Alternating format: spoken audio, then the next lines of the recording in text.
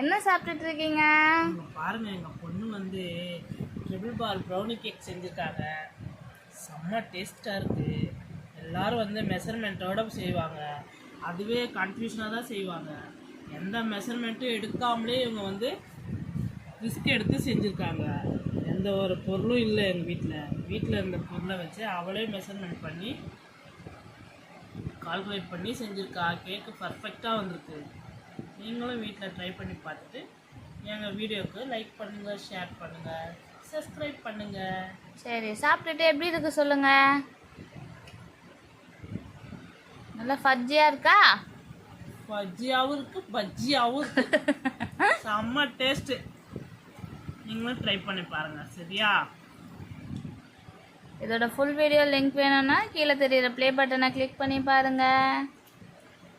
பாய்.